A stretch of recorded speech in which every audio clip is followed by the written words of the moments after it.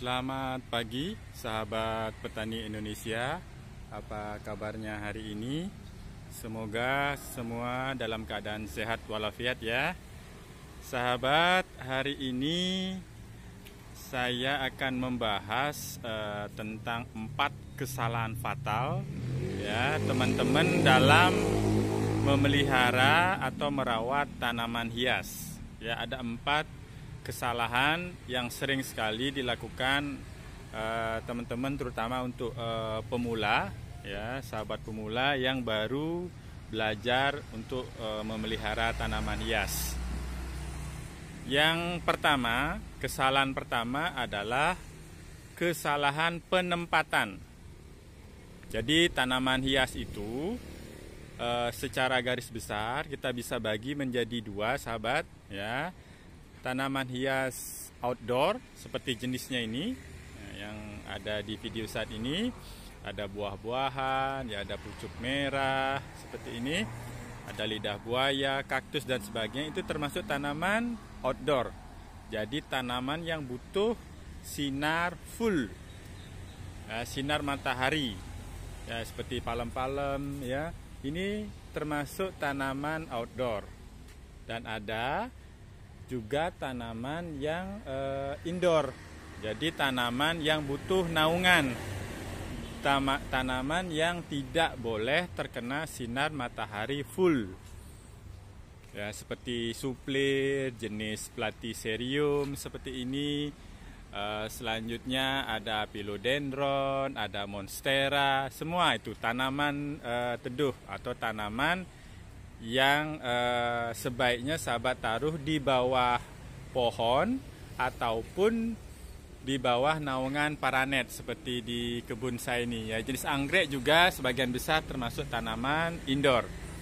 Makanya sahabat yang mau berbelanja ke toko tanaman hias atau ke kebun nursery seperti itu, kalau memang belum yakin dengan jenis tanamannya, sahabat sebaiknya tanya dulu, apakah tanaman ini tanaman outdoor yang boleh terkena sinar matahari full atau termasuk tanaman indoor yang sebaiknya ditaruh di bawah naungan. Itu dipastikan dulu sahabat, karena kalau salah penempatan, misalnya tanaman outdoor ya, tanaman buah sahabat taruh di bawah naungan, di bawah paranet, jelas nanti pertumbuhannya tidak akan bagus dan kemungkinan besar buahnya juga tidak akan keluar kalau kurang sinar ya. Atau sebaliknya, kalau misal tanaman indoor seperti aglonema seperti ini, sahabat taruh di tempat yang terik, panas ya, sejenis ini, dia akan terbakar ya, akan terbakar, daunnya bisa terbakar, dan itu jelas lama-kelamaan akan merusak, bahkan bisa membuat tanaman tersebut mati. Pastikan itu dulu sahabat. Jadi tanaman itu termasuk tanaman indoor atau tanaman outdoor ya. Ada juga untuk sahabat yang sudah cukup lama di dunia tanaman hias, jika tanaman outdoor ya. Nah, kalau tanaman outdoor ya yang tahan panas seperti ini, misalnya sahabat taruh cukup lama di tempat yang ada naungannya atau di bawah paranet, itu kalau mendadak misalnya dipindah ke tempat panas ya, itu butuh adaptasi sahabat.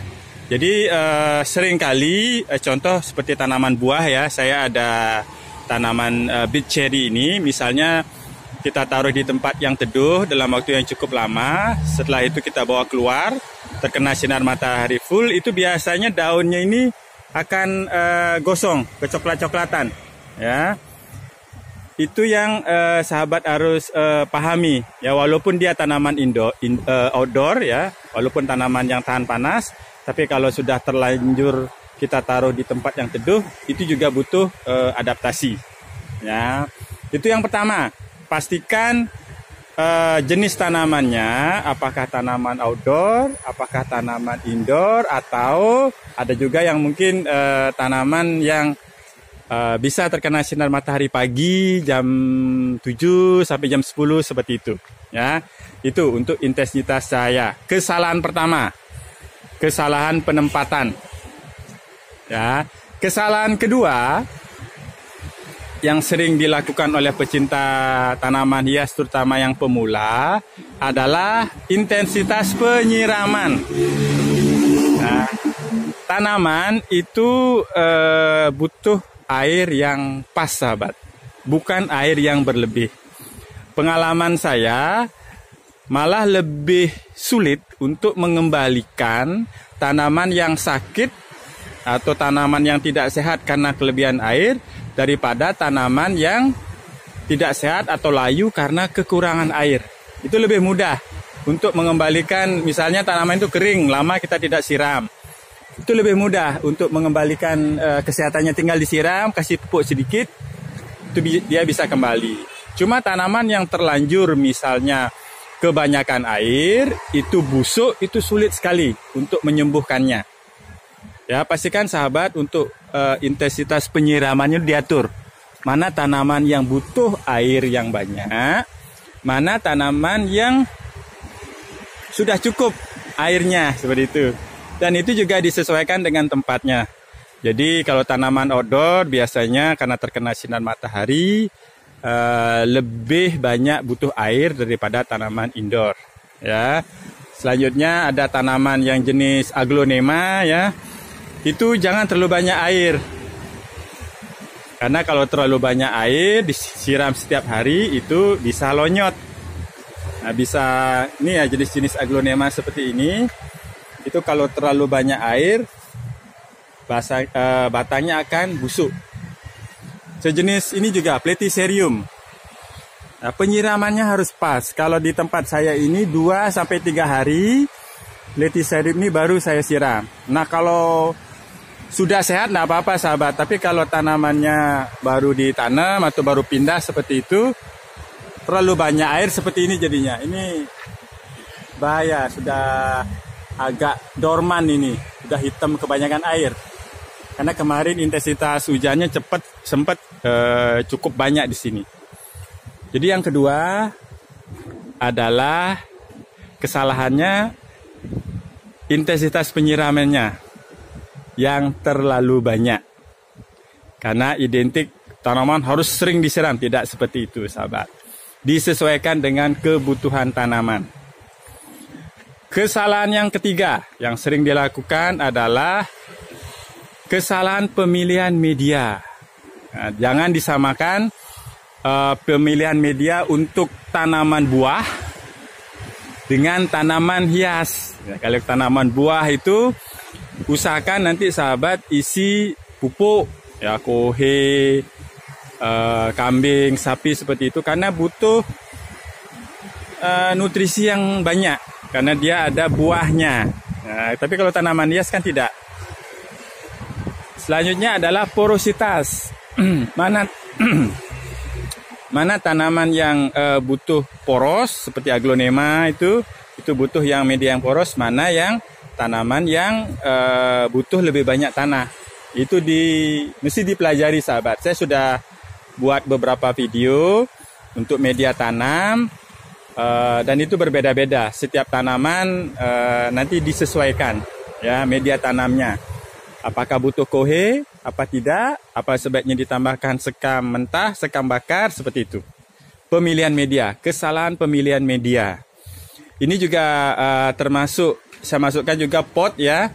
Sering saya sampaikan ke sahabat, pemilihan pot harus tepat. Potnya itu kadang untuk sahabat yang ingin cepat tanamannya besar, jadi potnya itu dibuat besar. Tanamannya mungkin kecil, tapi potnya besar gitu contohnya. Jadi kalau misalnya potnya terlalu besar, itu akan mengundang cacing tanah, sahabat. Jadi kemungkinan besar di bawah, misalnya ini potnya kebesaran, akar-akarnya hanya akan sampai di sini. Dan di bawah ini akan ada penghuninya, yaitu cacing tanah. Makanya disesuaikan besarnya pot. Jangan terlalu besar. Jangan juga terlalu kecil, disesuaikan ya. Itu kesalahan yang ketiga dalam pemilihan media, dan saya juga masukkan dalam pemilihan besarnya pot. Yang terakhir, yang keempat ya, saya jadikan satu nih sahabat. kesalahannya adalah kesalahan pemupukan dan pemberian anti hama atau pestisida. Ya, untuk pemupukan pastikan sahabat rutin ya, mungkin sebulan sekali, 2 minggu sekali seperti itu. Begitu juga untuk penanggulangan hama. Dan nanti dalam penggunaannya sebaiknya dicoba dulu sahabat. Ya, saya kasih contoh untuk tanaman pucuk merah ini. Awalnya saya tidak tahu kalau pucuk merah ini tidak boleh diberikan pupuk NPK. Ya, awalnya saya kasih pupuk NPK, ternyata terbakar sahabat. Ya, tanaman pucuk merah ini jadi tidak boleh ini diberikan pupuk kimia. Makanya saran saya untuk beberapa tanaman itu dicoba dulu untuk dosisnya, untuk penyemprotannya seperti itu. Jangan langsung diberikan ke semua tanaman, nanti khawatirnya bisa mati. Kalau toh juga kita coba 1-2 tanaman dulu dan mati, ruginya jelas sedikit. Ya, pupuk itu. Dan untuk pemberian pestisida atau anti hama itu juga dijadwalkan karena tanaman ini merupakan makanan dari makhluk hidup seperti belalang gitu ya, ulat. Kalau telat, nah ini jadi santapan. Ya, bisa dimakan seperti ini. Ya, ini dimakan ulat. Yang paling sulit itu adalah belalang, sahabat. Ya, kalau belalang itu paginya kita tidak ada lihat. Tapi malamnya bekerja, akhirnya habis. Nah, ini. Habis ini daunnya. Harus rutin sahabat, diberikan pestisida, insektisida, ataupun fungisida untuk pengendalian hamanya. Ya, fungisida itu untuk jamur ya. Jadi dibuat rutin untuk perawatannya. Jadi untuk tanaman membelinya mudah, cuma butuh kesabaran ya, kedisiplinan untuk merawatnya. Saran saya seperti itu sahabat, jangan hanya bisa membeli, pastikan sahabat juga bisa merawat. Ya, tadi ada 4 kesalahan yang sering dilakukan oleh pecinta tanaman hias. Yang pertama penempatan, ya, apakah outdoor atau indoor jenis tanamannya. Yang kedua penyiramannya, intensitas penyiramannya jangan terlalu banyak.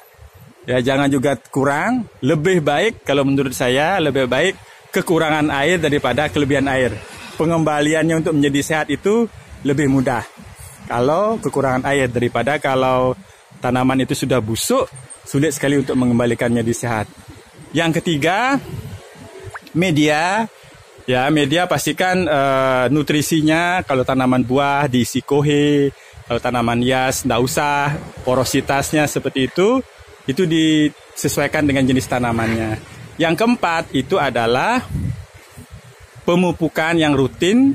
Ya, kalau tidak rutin jelas akan rusak tanamannya. Dan pemberian pestisida ya, atau anti hama.